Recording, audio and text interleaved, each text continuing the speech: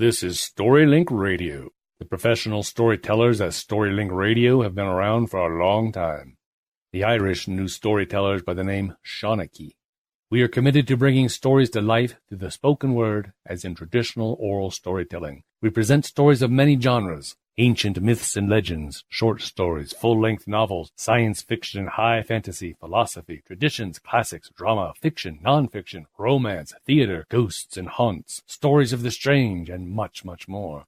Our stories may be drawn from contemporary sources or from some dusty, near-forgotten tome. Regardless, it is a treat like no other to listen to stories and tales presented in a live format with the emotion and feeling a true professional storyteller brings, conjuring up images of yesterday, tomorrow, and fantasy. So join us at StoryLink Radio and let us be your Shawnee for a time. Our stories are presented before a live audience, then recorded for the StoryLink Radio podcast for your on-demand listening pleasure. Please visit StoryLinkRadio.com for show notes, to find out how to join our live audience, and for lots of free stuff, including free audiobooks and much more. Visit www.StoryLinkRadio.com. So, tonight's story was written by a guy named Guy Preston, and was derived from the 1935 screenplay of the same name, The Bride of Frankenstein. The story was published and released at the same time as the movie. That sounds like a modern phenomenon, right? They have a movie, then they do a book. This came out in 1935, but at the exact same time. That movie, monsterpiece, if you will, was created by James Whale and is widely recognized as the best film of the golden age of horror cinema. Ooh, it's very loud and a lot of screaming, but it's a dang good movie. So, kick back, relax, and cue the lighting. The Bride of Frankenstein. Night was casting her shadows over the little village of Ingolstadt, and the monster was dead. Yes, among the smoldering ruins of the old mill, the villagers still shrieked their hatred, but mingled with their shouts were cries of joy now. At last, it would be possible to sleep in peace. At last, that terror had been destroyed. At the side of the little hillock topped by the glowing wreckage, an old man and a woman were standing. They had been there all day waiting for the end, and now, his eyes crazed with pain as those of a maddened bull, the old gentleman stared dumbly at the monster's pyre. Oh, wait, I forgot to tell you one more thing. In case you'd like to follow along with this story tonight, you can go to StoryLinkRadio.com, and there'll be a tab there that says Tonight's Story. Coincidental, huh? Click on that. You can read along with your storyteller right here, right now. Wouldn't that be fun? Or not. Why would you want to read it when I'm reading it to you, right? Yeah, okay. Anyway, the poor old fella stared dumbly down at the monster's pyre. A charred beam fell with a crash on the smoking heap. The embers stirred and glowed, and a new flame leapt into the sky. The old man's lips moved, and he shook off the woman's detaining hand fiercely. His words came in a groan of anguish. "Maria! Oh, my little daughter! My little girl! It killed her." Tenderly his wife put her arm about him. Her own grief was forgotten in her fear for her husband's sanity. "Come home, Hans," she urged him. "The monster is dead now. Nothing could live through that furnace. Why stay here longer?" But Hans shook his head. A shower of sparks spat venomously up at the night sky from the crackling beam lying athwart that ruins. And once more his lips parted. "I must see it, the creature, dead with my own eyes," he muttered as one who spoke to calm his own soul. "If I can but see those blackened bones, I may sleep at night." Slowly Hans made his way towards the ruins. One by one, the villagers were departing, urged homeward by the burgomaster. They went in little groups, for few could summon the courage to walk alone at night so soon after the nightmare had finally passed. Soon, only the woman was left to watch the smoldering pile and the stumbling, halting figure of her good man. With faltering footsteps, the old fellow made his way to the edge of the burned-out mill. The villagers had done their work well. The heat was terrific. Hans felt the dense smoke slewing on the breeze, pricking at his old eyes till the tears came. For his child he could not weep. Some sorrows cut too deep. A sudden fear came to the woman on the hillside. Hans! Hans! Come back here! You'll be burnt yourself! Hans! For a moment Hans hesitated. Did he hear her, or was he but searching for a firm foothold? Gingerly he placed one foot on that ashen pile. Oh, it seemed safe enough. He leaned his weight upon it and peered in for the brute's remains. His wife's warning scream came too late. A pile of blackened bricks fell with a crash beside him, and the ground seemed open under his feet. With a startled cry, the old man flung up his arms and plunged forward and downward. A shower of red-hot debris sparked all around him. A rush of cold air raced past his ears. With a mighty splash, Hans struck the icy water of the mill's underground cistern. He was trapped. Coughing and spluttering, he came to the surface and began to swim. If only he could keep up until his wife came or brought help. An iron bar projected from the side of that well. Hans made for it with the heavy, deliberate strokes of an aging man. If he could just cling to that, just long enough. A sudden swirl in the water brought his head around with a jerk. It was dark down here. Only the glow of the smoking timbers up above illuminated the dank, moss-strewn walls. He screwed up his eyes with the effort to see. Crash! There it was again, nearer this time, something slithering in the darkness. Over to his left, he drew himself up by his bar and peered. Something was heaving up out of the water beside him. It seemed as though it would never stop. Higher and higher in the darkness, out of the water it grew until it loomed gigantic over him, and then it turned its head. With a shriek, Hans loosed the bar and struck out. The monster was alive! Alive! Like a streak, a giant hand clamped on the withered neck, thrusting it down and down. There was a feeble struggle, a gurgle, the splash of beating limbs against the water, and Hans lay still. Then, with a wordless roar of animal fury, Frankenstein's monster lifted the drowned body in its arms and hurled it blindly at the wall. The skull cracked, and the corpse slipped out of sight. At the same moment, from the ruins above, there sounded the voice of the dead man's wife. Are you there, Hans? Hans, where are you? Hans! The monster's lips parted in a crack of fiendish glee, and an unholy light gleamed from behind its loathsome eyes. The red glow from the embers illumined its face as it groped upward. Raising itself still higher, it reached a hand through the crack in the ruins. The woman grasped it.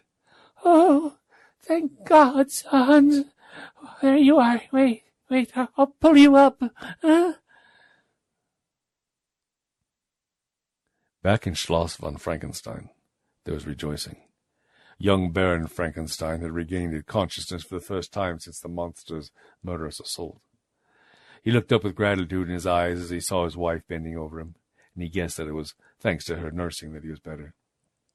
Elizabeth Frankenstein, and Minnie, her maid, guarded him jealously, and soon he was well on the way to recovery. Naturally enough, feeling his strength return, he hankered to go on with his experiments. But on one point Elizabeth was firm. Experiments, perhaps, but there was to be no more ghoulish tampering with the dead. Forget all that horror, she implored him. It was never meant that we should know those things, the secrets of life and death. Her husband looked at her fondly. Oh, heaven knew that he loved her, that he would do most things in his power to please her. But to abandon research just now, when he had achieved the superhuman. Ah, no, he argued. It was unfair of her to ask him. I dreamed of being the first to give the world the secret of which God is so jealous, he told her, sitting in the great panelled room which was his favorite. I yearned for the formula of life. A light came into his eyes. He went on eagerly. Think of the power it gave me to create a man. And I did it, Elizabeth. Who knows? In time I might have trained him to do my will. I could have bred a race. Gently Elizabeth smoothed his brow, smiling when she saw the wrinkles melt. but there was an undercurrent of fear in her voice as she warned him. Henry, don't say those things. Don't think them. As you love me, don't even think those things.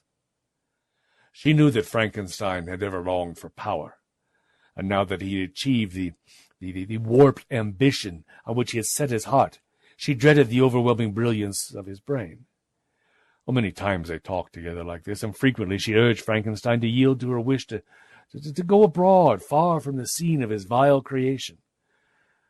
But late one night, when the wind howled like 1,000 tortured devils around the tall battlements of the castle, there came a knock at the heavy oak door, which shattered forever the hope that was dawning in Elizabeth's heart. It was Minnie who answered the summons. A queer, tall man smiled down at her. There was that in his glittering eyes which struck terror as she backed involuntarily before him. Somehow she knew instinctively that he had come for no good purpose. Derived, Frankenstein. The deductive Pretorius is here on a secret matter of grave importance, said the stranger not unmusically. Tell him that I must see him alone tonight. Minnie's scared glance flickered up and down the long black cloak which wrapped the stranger. It reminded her of the pall which had covered her father's coffin, and she shivered. The master's abed, she quavered, flinching despite herself under the tall man's gaze. That's where all decent folk should be this time of night. So? Dr. Pretorius's long teeth gleamed wolfishly in the moonlight as he grinned at her discomfiture. Nevertheless, he will see me. With a thrust of his hand, he was past Minnie and in the hall. Yes, Pretorius was right. Frankenstein knew him well. He was a doctor of philosophy who had been dismissed from his university for dabbling in the black arts. Yes, he saw him at once. In the world of science in which he moved, there were many less creditable persons with whom he had to do business. Pretorius came straight to the point. Yes, he knew all about Frankenstein's monster, and he complimented him upon its creation. But, he added, he had also succeeded in producing life himself, though by a vastly different method. If the Baron would accompany him, he'd be delighted to show him the results of his own experiments. What is behind all this? Asked Frankenstein at last. It was plain that the doctor was wrestling with some secret excitement.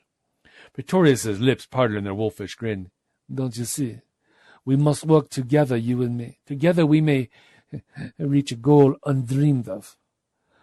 Again he urged him to accompany him back to his laboratory. Feebly Frankenstein clung to his promise to Elizabeth. No, I'm through with it all. I'm going away. If I don't, my dear Elizabeth will whack me over the head and tell me to get over it. His tone transformed the other. Savagely, Pretorius clutched him by the arm. The mask came off, and he showed himself in his true colors as a threatening blackmailer. Do you know that your monster is still at large? That it has already done 2 more murders since its resurrection? Frankenstein stared aghast.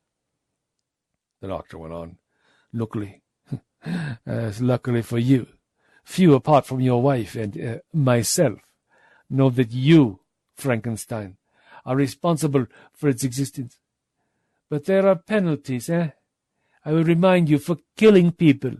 If I were to tell the law who made this roving instrument of death, Frankenstein paled and frowned.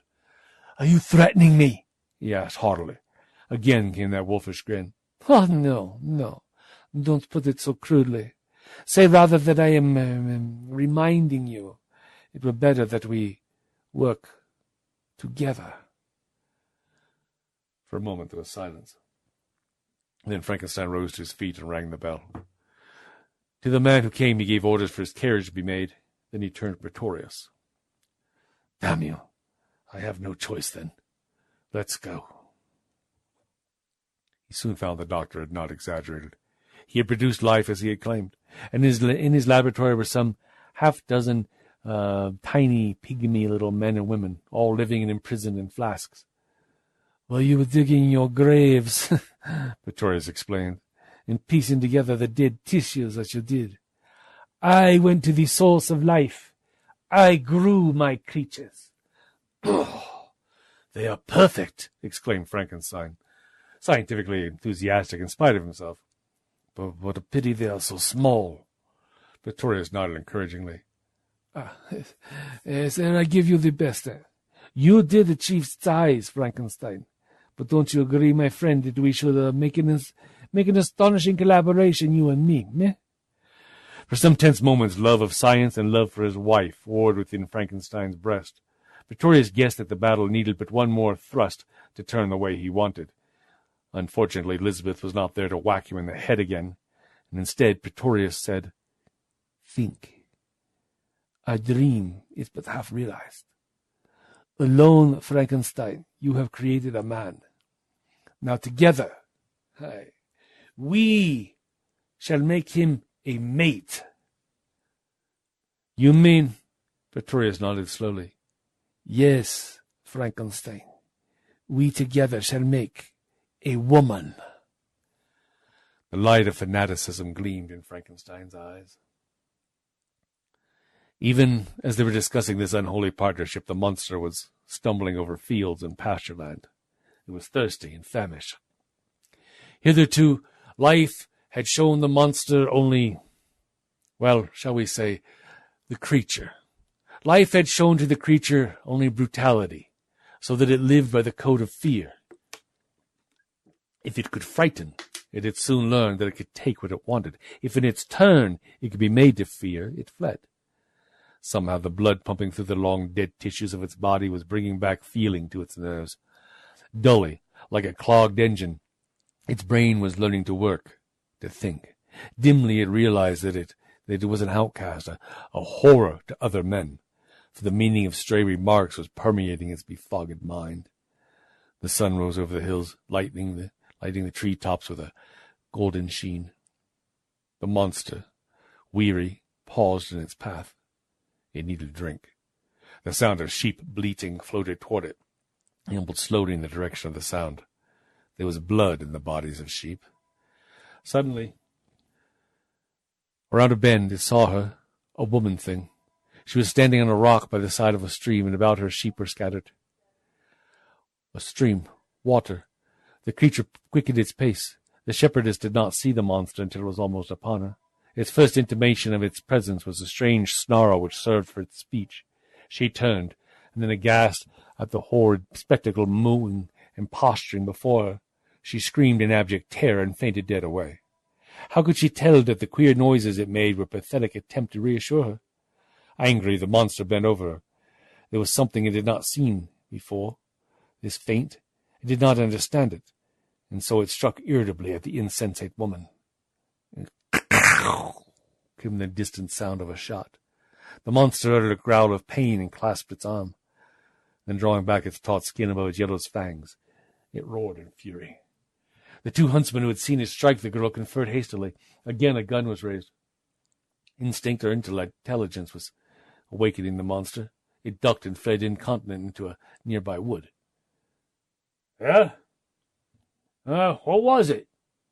The burgomaster looked up irritably from his desk as a man, panting and disheveled, burst unceremoniously into his room. Behind him, mouthing startled protest, stood the burgomaster's servant.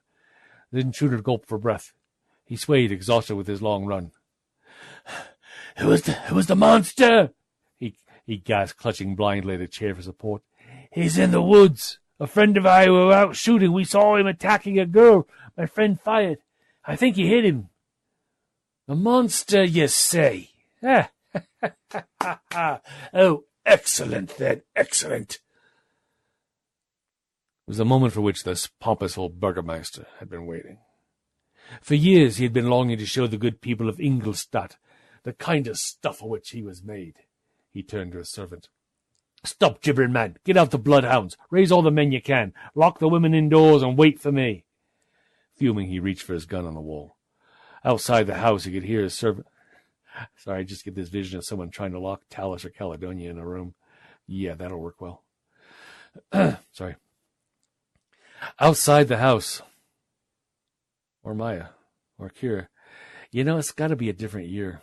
Yeah. Anyway. Outside the house, he could hear his servant shouting the news. In a minute, the narrow street was packed with a jostling throng of excited villagers. all armed haphazard with guns and pitchforks and crowbars and anything else to which they could lay their hands. Headed by the burgomaster, they trooped out of the village. They came to the spot where the other huntsman stood supporting the frightened shepherdess in his arms. "Which way did he go? Which way did he go? Which way did he go?" Sorry. "Which way did he go?" Even before he could answer the burgomaster's questions, the bloodhounds were baying and straining at the leash. "That way! Hurry!" Howling threats, the rabble plunged into a neighboring thicket. The hounds nosed the ground, their breath coming in quick, eager sniffs. They moved silently, swiftly, leading the mob off the rough cart track and up a steep, pine-covered slope. Suddenly, from the ranks of the crowd, there came a cry. "There he is! Oh, faster! Faster!" The burgomaster shaded his eyes. Ahead, just breasting the top of the hill, a vast, misshapen figure was loping. It ran awkwardly, as though its man-made limbs were unequal to the task. They moved ponderously like a primitive metal pistons. In a trice, the hounds had reached it and stood around baying while the rest of the human pack came up. Snarling, the great creature faced them, its pallid lips drawn back above huge yellow fangs. It lunged out savagely, grunting, squealing like a tormented pig. Fetid green froth dripped from its gaping mouth. But there were too many this time for Frankenstein's creature to tackle. Someone slipped behind it. A thwack from an iron bar struck it on the head. He screamed with pain. A well-aimed stone brought it to its knees. Was it Elizabeth with that iron bar? We'll never know, though she does master in head-thwacking for sure. Then one person, more daring than the rest, stepping forward from the throng, slipped a rope about the creature's neck. Striking, stabbing, kicking, the crowd closed in. The memory of murdered wives and children banished all pity for this thing. "Bind him securely," bellowed the burgomaster from a safe distance. "Tie his feet first, then lash him to a pole. There are plenty of fallen pines around here." Groaning and writhing, the monster was subdued, lashed to a fallen tree and carried down the hill. There he was thrust into a farm wagon and brought back in triumph to Ingolstadt. In the dungeon of the prison, a small gang of men had stayed to make the place proof against the monster's gargantuan strength. A gigantic chair had been prepared with rings of iron, into which its feet and hands were now thrust. An immense iron collar was welded about its neck, and a steel chain twisted about its body secured it to staples driven into the wall. Sounds like Talus's handiwork. At last the burgomaster stepped back and satisfied. Yes, that will hold even him, eh? What a pity I can't act further without orders from my superiors." He looked around for his secretary. "Heinrich! Where's that bloody devil got to?" The man came forward. Yes. "I want you to take a letter to Geneva, Heinrich." With a smirk of triumph, the burgomaster went out. Behind him he heard the shock of the heavy bolts of the dungeon thudding into place. Each side of the metal-studded door 2 guards stationed themselves. Both were armed. The burgomaster smirked again. Yes, this was a clever capture. It should mean the mayoral change for him. That is, if these fool villagers had any gratitude at all. Scarcely had he begun to dictate his letter, however, when a terrific uproar in the street outside called him to the window. He called down angrily, "Ungrateful wretches! What is it now?" A fusillade of shots scattered the crowd before they could answer him. A screaming woman fell wounded in the roadway. The burgomaster thrust his head farther out the window and then withdrew it hurriedly. Down the center of the road, roaring with shrill animal fury, came the monster. About its neck, wrists, and ankles were rough abrasions where the shackles had clasped its flesh. Its eyes glared wildly, and its teeth gnashed as it raced after the scared villagers who had so lately been its captors. Stooping, the creature swooped down upon the prostrate woman, snapping her spine in its 2 hands as easily as a man might break a twig. It shook the body venomously before flinging it brutally down onto the cobbles. The skull split open, and the monster tramped viciously down upon the dead white face until his leaden boots were spattered with vivid gouts of blood. "Shoot!" screamed the burgomaster helplessly from his window. The red tape which had prevented him from having the creature killed on sight now vanished. With it fled his hopes of mayoralty. His natural pomposity was forgotten in the sudden awe of horror which overcame him. Cursing, he ran to the wall where he had just replaced his own gun. When he returned, it was in time to see the monster lumbering over the fields beyond the village. and in a corner of the street a little group huddled over the still body of a child. Terror was once again loose upon Ingolstadt and the world. One by one, from the outlying hamlets, reports came in. There was Frau Neumann, wantonly and horribly murdered. A gypsy family, completely wiped out. The burgomaster railed at his guards and called on heaven, but to no purpose. No bonds could have held a creature possessing such colossal strength, and now few could be found with the courage to go after it again. Perhaps, they argued, somewhat belatedly, if they left it alone, perhaps it would leave them in peace. It was after its third murder that the monster, wounded by a random shot and exhausted by the chase, came to a tiny hut set in the heart of a coppice. Night was falling. The earthy smell of the dew-drenched bracken beckoned the creature to rest a while. Furtively, for it had learned to fear all men, the monster moved towards a lighted window of the hut, and then it paused, startled. From within the little dwelling came a strange, sweet sound. Another and another. Someone was playing a violin. Music was a new sensation to the monster, was pleasant. It drew near, fascinated. Within the hut, a hermit who was blind and old played on, unaware of the hideous face pressed close to the pane. For fully a minute the monster watched. Then it saw the old man turn and stare mildly at him through sightless eyes that saw not the watcher's aspect and were consequently unafraid. The monster moaned faintly. It was nearly spent. The playing ceased. As often happens when one sense is lost, another develops acutely, and so it was with this blind man. The sound the monster made struck loudly on its ears. He went to the door. "Who is there? He called out gently. For a space, monster and man faced each other. The moment was tense with foreboding. What would the monster do? Slayer of innocence? Would it strike down the helpless blind figure before it, or would it mistake the violin in his hand for an instrument of destruction and stagger away into the darkness? The hermit came closer. He could sense where the others were standing. Gently he spoke. "You are welcome, my friend.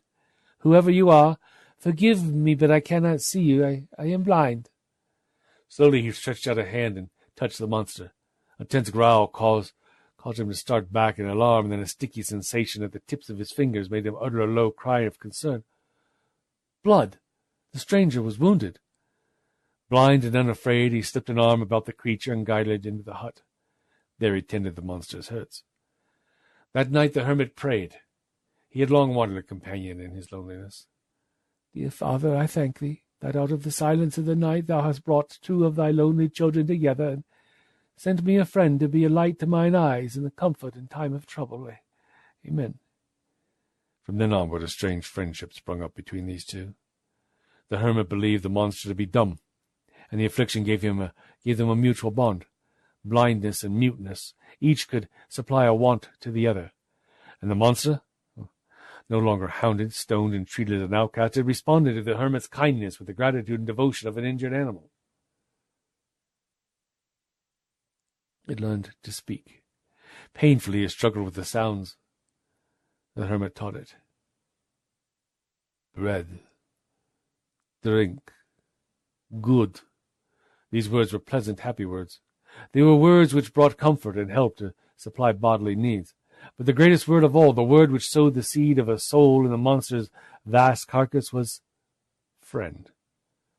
Friend. It repeated over and over again, touching the hermit's sleeve with grateful humility. Friend.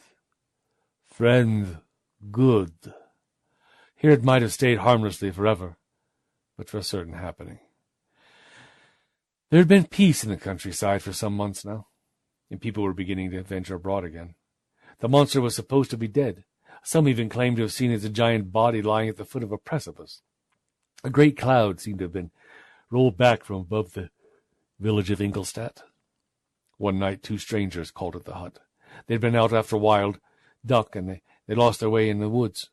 With his usual courtesy, the hermit had asked them to come in and to rest and to eat, and they entered. Suddenly one of them uttered a low cry and pointed to a huge shape that sat hunched in a corner. "Look! It's the monster!" With an oath, the other leaped to his feet and raised his gun, but he was not quick enough. Association with Herman the Hermit had sharpened the monster's intelligence. Though as it yet could talk but little, it understood all that was said, and it knew the word monster was never applied to it by a friend. With a hideous cry it sprang, wresting the gun from the startled man and hurling him back against the wall. The next instant it sent the weapon flying through the window. Bewildered, poor Herman raised his voice. "What are you doing? This is my friend." The men turned on him furiously. "Friend? Why, this is the fiend which has been murdering half the countryside. Good heavens, can't you see?" Then looking closer, they realized what had happened. Herman was blind. He did not know. But there was no time now for explanations. The monster, roused from its feeling of security, meant to remove the two strangers who had blundered out the truth in the only way it understood. Lifting the table as easily as a matchbox, it flung it savagely across the hut. It caught the second man as he was shifting his gun from his shoulder, knocking him back against the door. The impact brought the swinging lamp down from its staple in the roof, and a wave of flame shot up. In 3 seconds, the hut was ablaze. Both men tugged at the hermit, dragging him out of harm's way. Then they, too, leaped for the open door. Within the hut, the monster battled frenziedly with the flames, hurling himself again and again at the wall in the attempt to break it down, anything to get out of the furnace which was raging all about it. At last, with a crash, the board gave way, and another, and another. Screaming with pain and fury, the creature plunged through the opening and out into the woods. The hunt was on again. A black shape stood silent by the gaping mouth of a tomb. It was tall and gaunt, and the pallid moonlight, shining from above, gleamed on a row of yellow teeth set in a wolfish grin. All about it, like stark fingers pointing to the sky, rose countless headstones, while here and there a monument to some noble family towered grimly, remindful of its neighbors. Yes, it was here, and it amused Dr. Pretorius to think that even in death there was snobbery. The graveyard was deserted, as a graveyard should be at dead of night, save for the solitary figure who waited motionless beside the crypt, Dr. Pretorius. Somewhere an owl hooted. The doctor turned his head, then his lips snapped with an exclamation of annoyance as he noted the glimmer of light moving up over the graves. Of what use was all this secrecy when the fools gave their presents away in this idiotic manner? Cupping his hands, he uttered an answering hoot and waited until the two men came up. "Put out that light," he hissed as they stood together awkwardly before him. "We want no more witnesses for... We want no witnesses for what we have to do here, you fools." Reluctantly, for the men he had hired were superstitious peasants, they obeyed him. One of them blew out the lantern, and the three figures stood listening intently. No sound, however, fell upon their ears, save the moan of the night breeze and the tall trees fringing the cemetery and occasional creak of their branches. What a pleasant place! Satisfied at last that they were unobserved, Dr. Pretorius led the way down the narrow stone steps into the bowels of the crypt. Tonight was an important one for Dr. Pretorius. He had threatened, wrangled, cajoled, and pleaded with Frankenstein for his cooperation in the experiment which was to make a woman fit to mate with the monster. It had all been to no purpose. Just when he had believed that Frankenstein was ready to yield, that his enthusiasm and love of silence would compel him to throw in his lot with him, Elizabeth had entered the room, and thwack! A few words that she had heard as she entered the door had been sufficient to enlighten her as to what was proceeding, and she had immediately forbidden her husband to countenance the thought of another such experiment. What was more, after she had thwacked him on the head, she had shown the doctor the door and given orders for the schloss to be closed, while she and Frankenstein undertook a long trip abroad together. Yes, and so, now it was necessary, therefore, that Pretorius should conduct his experiments alone, and was to procure a suitable body for the attempt, that he was here in this crypt tonight. At the foot of the steps he paused and relit the lantern. The pale light flickered fitfully, dimmed and glowed like a great crow, draped in his long black cloak. Pretorius lifted the lantern on high and sniffed. The rank, earthy smell of the grave assailed his nostrils. He grinned appreciatively. He was in his element. He looked about him. Behind him, his assistant shivered apprehensively. The coffins were arranged in tiers. Some of them were incredibly old, mildewed and rotting. They had warped with the damp, and where they had warped they gaped, disclosing yellow bones or torn and fibrous shrouds. Into one of these Pretorius thrust his hand. When he withdrew it, it clasped a woman's skull. He chuckled softly, patting the bony cheek with insolent familiarity. Then he tossed it playfully at the shrinking men, deriding their horrors as it smashed to pieces like an egg on the cold stone floor. "Ha! She is no use to me," he muttered, tearing down a huge festoon of cobwebs which hung from the ceiling with his bare hands. "She's too old, too small, too smashed." A fat spider scuttled across his foot. He stamped upon it and it squelched. He wrinkled his nose with distaste as he thrust his remains aside with his boot. "It was someone young," he continued, peering at the inscriptions on the coffin lids. "A girl, beautiful, supple, recently dead, unmarked from any injury." The two men stirred uneasily. Taking a wall each, they began to inspect the coffins. Presently one of them called out, his voice booming strangely beneath the vaulted ceiling. "Will she do?" Pretorius hurried to his side. Read the inscription. How old was she?" Stooping, the man began to read. "Madeline Ernestine, beloved daughter of Skipple, that." Pretorius' voice was sharp. "How old was she?" "Aged 19 years and 3 months. Good. That's the one. Break open the coffin." The two men hesitated and glanced at each other. A sudden glint came into the doctor's eyes. It was a glint akin to madness. His fingers worked. "Well, what are you waiting for?" he asked in dangerously soft tone. The two men shivered and crossed themselves. Their fear was abject. Pretorius grinned wickedly. "Do you want me to send you to the gallows, where you belong? Do not forget that I know who murdered Julius Steinberg." The hold Pretorius had over these men had its effect. Muttering, they bent over the girl's coffin, hacking and prizing, until a few moments later, with a rending sound, the lid came away. Gloating, Pretorius leaned over the still form within. "Yes, pretty little thing, isn't she?" He cut the winding sheets from about her face. "I hope her bones are firm."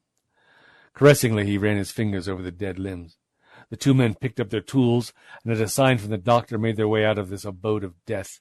The lantern they left burning on the bottom step was enough for them to breathe once more the pure, fresh air of the world above. With all haste, they flitted gratefully across the graveyard, leaving their erstwhile employer with the corpse. Alone, Pretorius seated himself upon the coffin. Only raised the slender body in his arms. She was not heavy, despite her dead weight. He propped her up against the wall while he lit a cigar and awaited the arrival of his own servant. Between them they would convey the corpse to his laboratory. There was half an hour, at least, to wait. The lantern burned lower.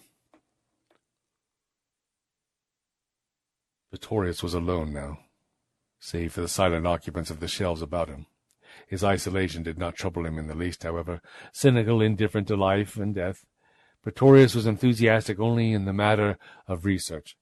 This subject, however, whipped his imagination to the point of madness, and he was entirely at a loss to understand how it was that Frankenstein, who had succeeded so far, could fail to pursue his crazy dream to the limit.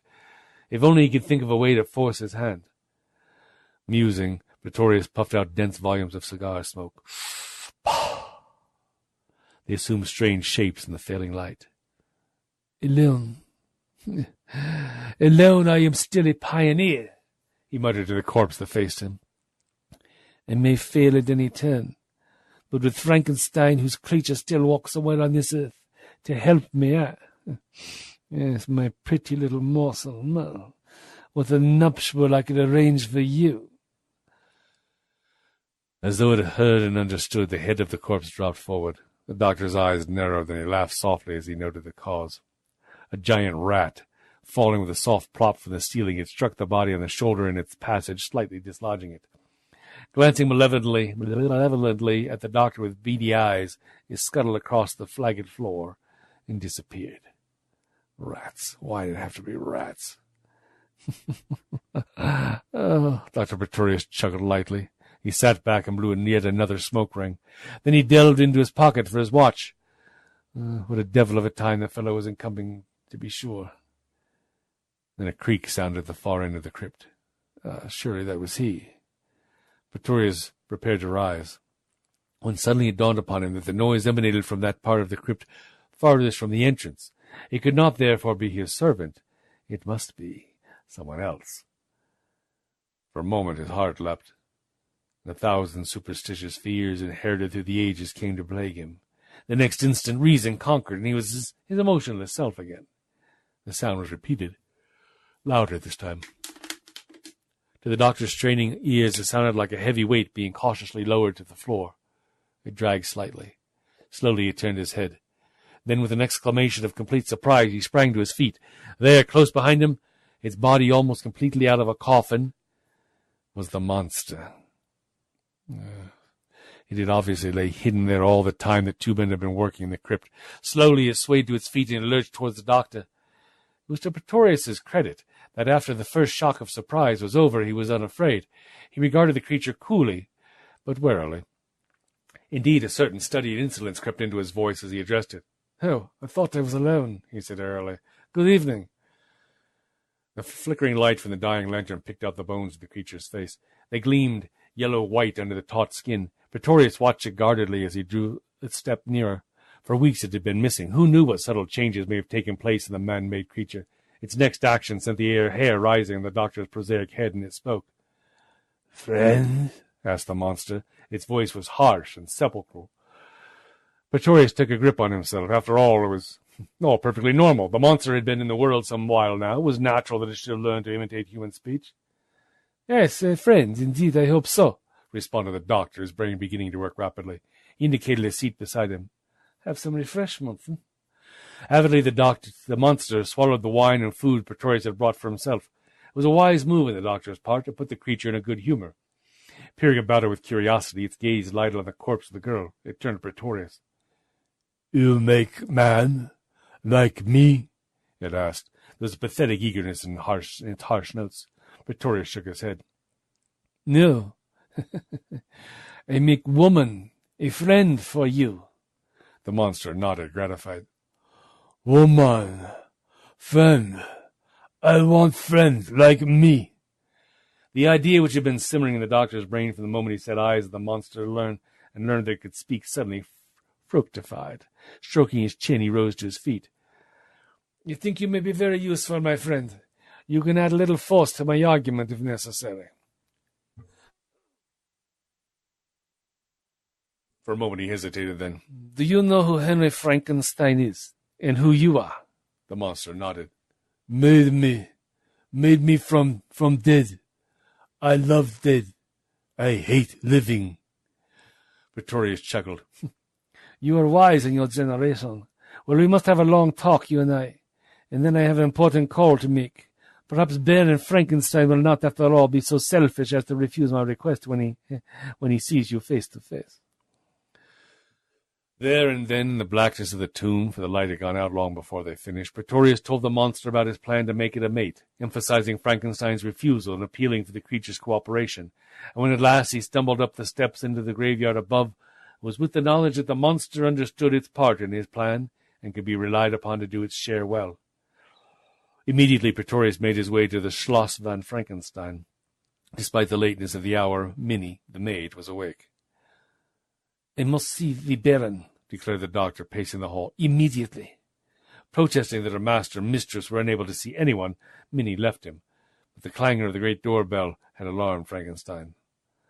"What is it?" he called from the library. "It's that Dr. Pretorius again. He wants to see you," Minnie answered. Frankenstein groaned and turned to his wife. Then I knew it. Shall I never have any peace from that man?" He went to the doctor and addressed Minnie. To the door and addressed Minnie. "Send him away. I won't see him." Minnie turned, and then she gasped. Silently the doctor had come up behind her. "Good evening, Baron," he said pleasantly. For a moment Frankenstein was too aghast at the man's effrontery to say anything. His wife took command. "Dr. Pretorius, I don't know what your business at this time of night may be, but whatever it is, it will have to wait. My husband and I are leaving almost immediately."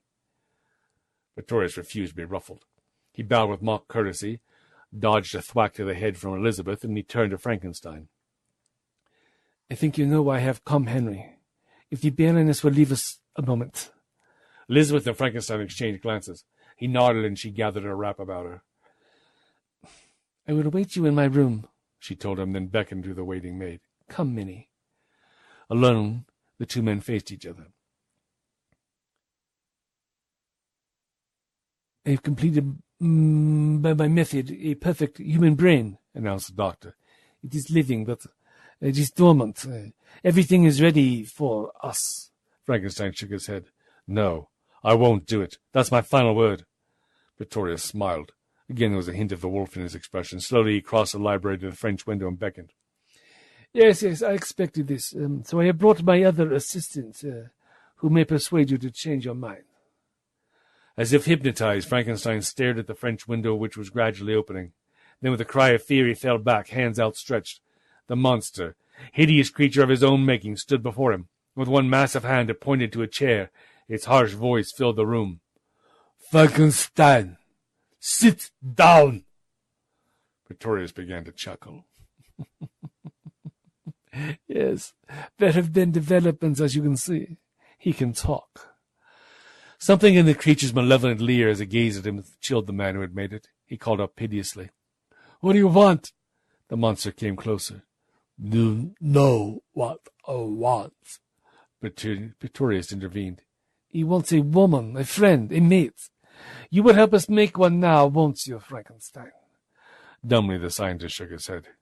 The monster growled, advanced threateningly. "Yes, master!" it ordered him. Frankenstein cowered under the upraised fist. To think that he had made this thing, which was now commanding him as if it were master. He appealed to Pretorius. "Get him out. I won't even discuss it till he's gone." Ponderously, the monster turned its head until it looked squarely at the doctor. Back in the recesses of its brain, it knew that there was something it had to do, something prearranged between them. Pretorius gave the sign. Stiffly the creature turned and marched back the way it had come. The French window swung wide as it passed into the moonlight, its tattered rags flapping in the breeze, and with it went the stench of the tomb.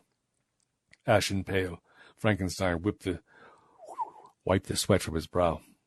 "And now," said Pretorius with a grin, "let me explain my method and benefit from your experience." Frankenstein sat as though he was carved in stone. While the doctor talked, Elizabeth meant more to him than anything in the world, and she had extracted his promise. If he agreed to this devilish proposal, he knew that he might be loosing yet another murderer upon the world. Who knew, if not in time, a race of murderers? And yet, if he refused, Pretorius was speaking. "I have my friend an excellent laboratory installed within a ruined tower high on a hill. It is not far from here. We can conduct our mutual experiment in seclusion there. I can assure you there will be no dearth of fresh bodies, for I have in my employ—" He broke off, his mouth slowly widened into that terrible wolfish grin. From somewhere above them a terrible scream had rung out, reverberated down the castle corridor. It came again, and again. Frankenstein leaped to his feet, his face suddenly gray. "My God! That's my Elizabeth's voice!" The next instant he was racing up the great stone stairs. At the head of the stairs he met Minnie. She was shaking with terror. Fear flared from her eyes, and for a moment she could not speak. He seized her roughly. "What's happened? Quickly! Tell me!" The grip of his fingers brought back her courage, and she moistened her frozen lips, and then, "My lady! Oh, my lady!" "What?" "The monster's got her!" With a trembling finger she pointed out the window. They crowded round it. Scaling the wall of the courtyard as easily if it were a ditch was the monster. Even as they watched, it began to lope down the hill. The light of the moon threw its grotesque shadow after it like some great black demon dancing with fiendish glee, and from Frankenstein's throat there rasped a despairing cry as the moon showed something else across the monster's shoulder, the body of a woman, slender and white and limp, the body of Elizabeth, his wife. "Now, perhaps you will do what he asks," whispered Pretorius in his ears. "It is the only way to save her." It was true, and Frankenstein knew it. The only way to save Elizabeth was to throw in his lot with Pretorius and accede to the monster's demands and create him a mate. The monster wanted a mate. Very well, it should have one. There was but one thing for Frankenstein stipulated before he set to work, and that was to hear his wife's voice, that he might know she was safe and unharmed. To this Pretorius agreed. Together they went to the ruined tower on the hill where the doctor had his laboratory. There Frankenstein was allowed to speak to his wife by means of a kind of telephone. "Elizabeth," he cried into the mouthpiece, "are you safe?" He could scarcely speak for the relief when he recognized her beloved voice answering him. "Henry, yes, darling, I'm quite safe, but oh, the dark and this dreadful—" There was a noise at the other end of the wire. Frankenstein held his breath, straining his ears to listen. Her voice came again. Yes, I'm quite near, in a cave. Come for me." It broke off with a gasp. Then, shrilling in his ear, he heard the words, Oh, God, it's here. It's here, Henry." and then silence. Distracted, Frankenstein shouted down the instrument. There was no reply. Impotent to do anything, he looked up and found Dr. Pretorius smiling sardonically at him. "My dear friend, you surely did not believe Elizabeth's jailer would be so foolish as to permit her to betray her whereabouts. But the rest is short. So long as you do what is asked of you, you will come to no harm, nor will she." Frankenstein knew when he was beaten. Subdued, he bent himself to his task. It was not long before the scientist in him rose uppermost, and he was working day and night at a bench littered with strange apparatuses, test tubes, retorts, queer metallic globes, and intricate dials. All had their part in fashioning what was to be the heart of this man-made woman. Over him all the time, urging, encouraging, threatening, stood the monster. A queer place was this ruined tower where Pretorius had his laboratory. It was shaped like a tall cone some 150 feet in height. The laboratory itself occupied the ground floor, and the hollow tube of the tower leading to the starlit vault overhead formed a kind of lift shaft. Strange and complicated machinery hung suspended from the beams in the wall and stretched trellis-like up to the castellated top of the building. The only lights were flares or arc lamps. Came the time when the current was applied, the mechanical heart began to beat. Pretorius bent his head exulting over the glass container, watching while the blood pumped steadily up and out.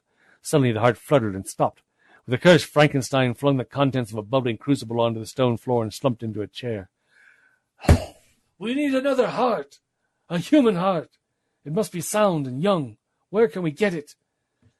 The doctor and the monster exchanged glances, then Pretorius went to the door. "Carl!" he called out. A loutish, misshapen brute appeared. Carl. Frankenstein recognized him as the doctor's most trusted servant. He began to explain. "What we need is a female victim of sudden death. Can you do that? There was always accidental deaths occurring. For a moment Carl hesitated, then the doctor spoke, and there was that in his eyes which made his meaning clear. "Yes, Carl, there are always accidental deaths occurring." The man withdrew. And that night a youth was mourning his sweetheart, and a new heart, a human heart, beat strongly in Frankenstein's glass container. For 9 hours the small heart beat with the regularity of the normal. Excitement ran high.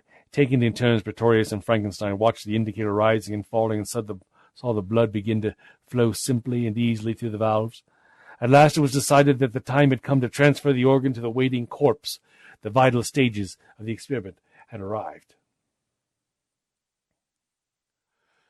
It was an occasion when the slightest slip might mean the undoing of all their work. The monster had served its purpose. It had kept Frankenstein from prowling in search of his wife. It was now in the danger of becoming something of a nuisance. Accordingly, Pretorius drugged the creature and had left it lying on its great straw bed. What was needed for the successful completion of their task was a terrible thunderstorm. Then, claimed Frankenstein, the air would be full of electricity, which could be imparted to the corpse by means of a wire attached to 2 kites passing through an electrical diffuser. Pretorius, looking out of the window, noted with satisfaction that just such a storm as was common here was brewing this very night. "We must work quickly," he cried, wheeling the stiff body under the bright light of the arcs. Together they bent over it, cutting away the surgical bandages which swathed the entire figure. Soon it was ready to receive the heart. Poising a scalpel above the breast, the doctor made a swift incision, and his fingers were working with all the deft skills of which he was capable. Frankenstein inserted the beating organ. They worked in intense silence until the deed was finished. The atmosphere grew clammy. "The storm is almost overhead," announced Pretorius presently, peeking out of the window. "It will break soon." He turned almost affectionately to the figure lying still upon the operating table. "To think that within that skull is an artificially developed human brain, each cell awaiting for the life that is to come." A low rumble of thunder brought his sentence to a close. He glanced up the funnel of the high towers. "Are the kites ready?" called Frankenstein. "Yes." "Then send them up as soon as the wind rises. They must reach their zenith before they are struck." For some minutes longer they worked together, connecting the wires of the cosmic diffuser to the body on the table. Up on the battlements of the high tower, their shadows danced grotesquely in the light of the paraffin flares. Two men wrestled with giant windlass, which was to hold the kites when they cast off. A blue wave of lightning flickered over the mountain ridge to the south. Thicker and thicker grew the atmosphere. It felt like an immense blanket pressing down upon the world beneath. Then came the first assault of that storm, a terrific clap of thunder which shook the valley. A vivid fog played wildly up and down the sky, and at the same time the rain began to fall. Up the dark funnel of that hollow tower glared the white face of Frankenstein. Faintly his voice reached above the din of the storm. "Stand by the kites! Are you ready? Let go!" Guessing his meaning more by his gestures than by his words, they let the wires run out. The kite streamed steadily up the wind which had mysteriously arisen to whip the raindrops fiercely into their faces. And crash! With a hideous crackle, the lightning struck the kite. A beam of fire zipped down the wires, holding them down the eerie funnel of the tower to the cosmic diffuser suspended above the body. A shower of sparks played over the long-dead face, and the hand of a dial began to jig rapidly. With eyes fused to this dial, Frankenstein waited while the storm raged louder and fiercer overhead. Pretorius joined him, rubbing his thin hands together nervously. He was grey with excitement. Sweat dripped from his forehead, and his queer, pale eyes glinted malevolently. Shock after shock passed through the diffuser and entered that body. The indicator on the dial rose. 40, 50, 60. Overhead, the white faces of the waiting men peered down the shaft. Both had their orders. Suddenly, Frankenstein stepped back and touched a lever. "Ready!" he yelled. "Stand back! It's coming up!" There came a steady thumping from the floor below. It was the hydraulic lift at work. The table maintained the body lurched, steadied, and began to rise. Higher and higher, it reached the top of the tower. Like 1,000 demons let loose, the storm concentrated its fury upon it. It seemed to be lit by a constant stream of lightning. Great flashes of combustible gas illuminated the shaft, jagging the darkness with flickering light. Suddenly, from one of the men on the battlements came a yell of terror. "The monster! It's loose! It's after me!" Together, Pretorius and Frankenstein peered upward. A gigantic shape loomed over the narrow opening far above. It picked up the screaming man, Igor Karl von Drake, shaking him as if he had been a rat, and threw him bodily over the parapet. Maddened by the sound of the storm, it was running amuck high up there in the battlements. The sound of its roars reached them far below. There was no mistaking it. "How much drug did you give him?" shouted Frankenstein in the doctor's ear. "Enough to keep 10 men under for a couple of hours or more." "Oh, damnation! He will ruin everything!" But even as he spoke, a faint luminosity began to spread over the table containing the corpse above. Both noticed it together. "Thank heavens, we're in time! Pretorius, pull over that switch!" The doctor obeyed. With a strange hissing sound, the whole devilish contraption descended. Together they stared at the still, swathed body on the table. Forgotten now was the raging monster overhead. They were grimed with dirt and exhausted with their efforts, but their greatest moment was yet to come. Had the experiment been a success? Slowly, almost awfully, Frankenstein bent over the corpse. With shaking fingers, he loosened the bandages covering its face. He took them off. Then he fell back gasping.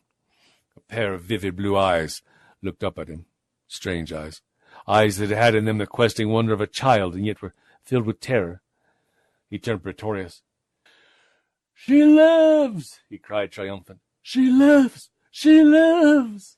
Ah, it was the culmination of the wildest dream. A mate had been made for the monster. A mate.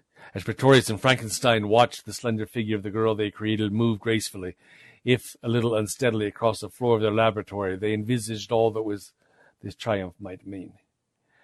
A new race of creatures to be born in the wild, offspring of once dead bodies.